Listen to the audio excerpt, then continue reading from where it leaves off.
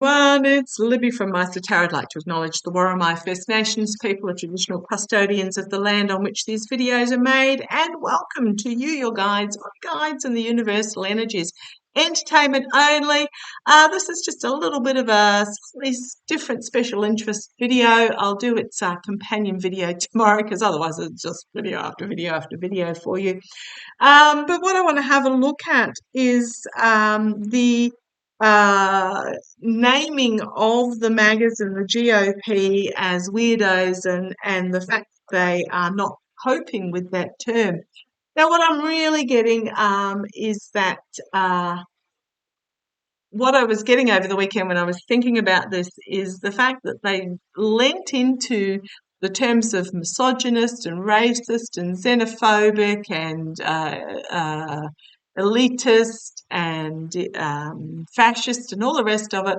What was happening is that they were leaning into those terms. I'm talking about the MAGAs, the moneyed figures behind the scenes. I keep seeing Donald Trump's just the fool out the front while the scenery's been changed behind the curtains. Those behind the curtains do not want the curtain whipped back, and what's happened is that curtain has been whipped back. We're talking about the Federalist Society, we're talking about the Heritage Society, we're talking about the Harlan Crows and the Leonard Leos and all those sorts. They were very, very happy working in the dark, in behind the scenes, the Eric Princes, etc., causing chaos, causing disruption. They're now being exposed. But what I want to point out is that as awful, awful, awful as the Trump period has been, that was why Trump was brought forward by the universal energies at this time to expose these elements that were operating behind the curtains. So what's happened? What happened is that all the names, felon, rapist, all the rest of it, that were being flung at these people.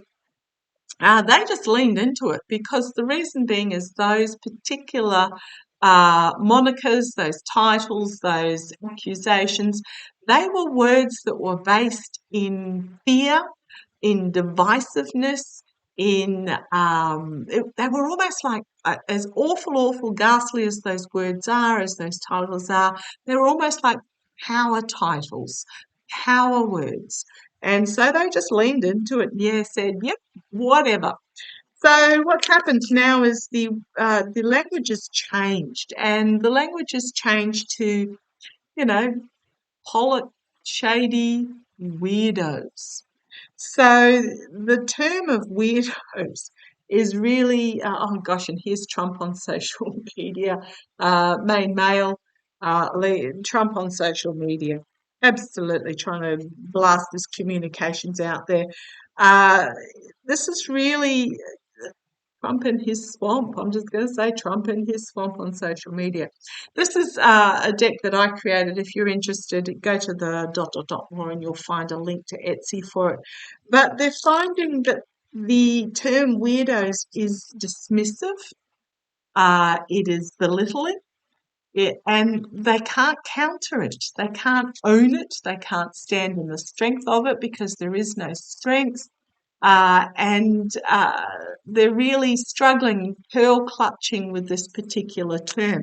So I'm just going to very quickly have a look. How are the GOP? Because what's forced to happen is they're forced to actually look around them. I'm not weird, and look around them and see people wearing a male diaper on the outside of their pants, the bandages, it's almost forcing them to go within, whereas the other wording was a external moniker. Okay. Yeah, cowardness. I'm going to say cowardness. I am going to say I don't think a debate is going to go ahead. I do think Trump's going to get on Fox on his proposed date of the 4th of, what was it, the 4th of September, and just rant rally as he does. Harris is going to go on ABC on the 9th of September, and have the most brilliant, actual, inspiring town hall. I don't feel a debate's going to actually happen. I don't feel so. Let's have a look. Let's have a look. How are the Republicans feeling about? I love that card that popped out. Feeling about being labelled weirdos. How is this going to affect? How is this going to affect those that hitch themselves to the Trump bandwagon? You'll notice that Lena Hubbard is now Trump's campaign manager, goodness me. But you'll notice very quiet from the likes of MTG and Boebert and Hawley and Jordan. But how has this affected the GOP? Those that the GOP supporters, the Trump supporters, I'm going to say the Trump supporters, how has being labelled weirdos affected the Trump supporters? Okay. First of all, first cut out, angry. Absolutely angry. Strengths and taking a leap. Really strong anger. So let's see what this taking a leap is. This is also faith and trust, but the actual words themselves are simply prompts. I'm just getting really angry and taking a leap. The rule, the ruling of every drop in the ocean. Let's see where this goes into the future. Okay, thank you. I'm getting from this ruling card, it's more sort of like a measured movement forward. The voting blue into the future. And diversity and unity. So what I'm going to say here with this diversity and unity is it's like the fact that on Facebook I belong to a group, I think it's called Childless Cat Ladies for Democracy. There's a few Childless Cat Ladies Facebook pages there. But mine's for democracy, the one that I'm on. And people come on and say, oh, I have children, can I join? Yeah, sure. I don't have cats, I have dogs, can I join? Yeah, sure. Because we're all about coming together. As long as our hearts are pure and in the right place. Okay. We've got overseas, foreign. Yeah, of course, there's going to be the foreign bots. Something to do with, who brought that up yesterday? Can't remember who I was watching. In Ireland, the riots that are going on in England at the moment after that horrific. Oh, I think it was Lena and Hogarth. So Lena brought it up. The riots that are going on in England at the moment about the anti-immigrant riots. In Ireland, the authorities in Ireland identified something like 80% of the social media posts that were anti-immigrant and riling up these protests in the far right, etc., were coming from overseas. Okay, but it's just empty. So I'm asking about how it's empty threats. They've got nothing. Okay. We've got documents and contracts in hard work, health, and communications. So what it's almost like there's two sides to this.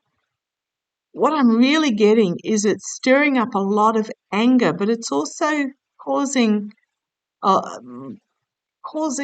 that are opening their eyes to take a leap into this new direction, into the future, a future of coming together, of unity, of working together, of accepting.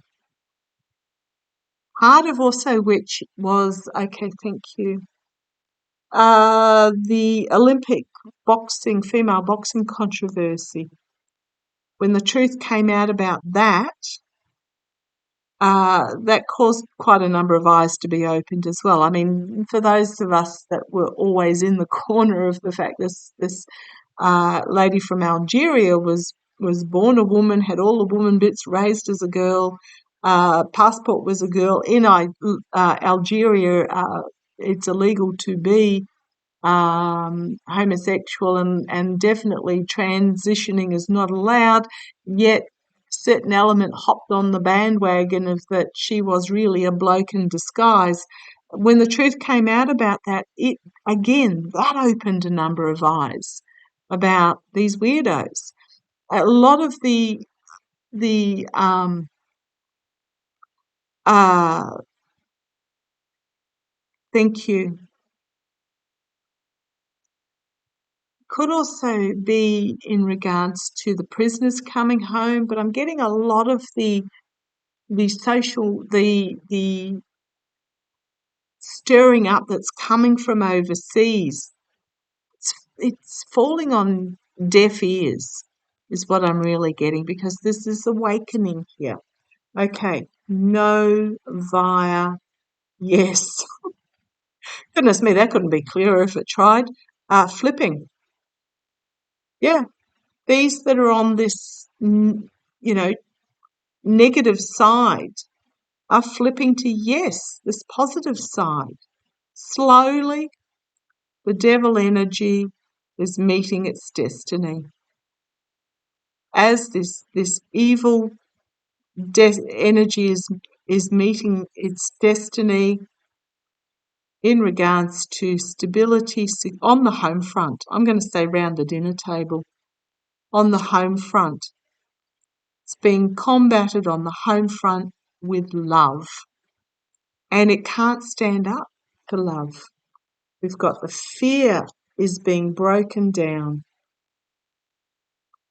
by the feminine, positive feminine coming forward, and the masses. It is a crossroads moment for those that sit in cowardice, but those that sit in cowardice are going down as we move upwards. Loss, mainly because of the loss of freedom. The loss of freedom is gone, is going to go out. Word is spreading about the positive. Absolutely. So it's almost like round the dinner table, there are conversations going on. The hate is losing momentum. There's almost like what am I getting is that there is a transformation of this poverty consciousness, this belittling of others, and that, if somebody else gets, I don't get type thing. That does not work. It's going to be stopped, and we're going to realize the abundance that we have, and we're going to start rebuilding, and we've got fast abundance and fast there. It's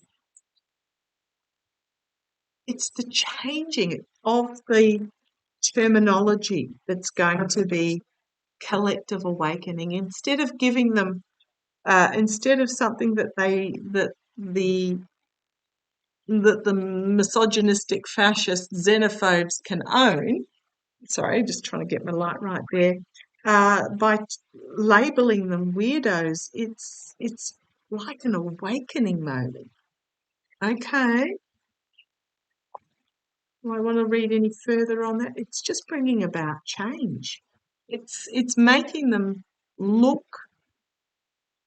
No, I'm not going to. Okay, thank you. No, thank you. It's such a powerful term that it is making them look within instead of without.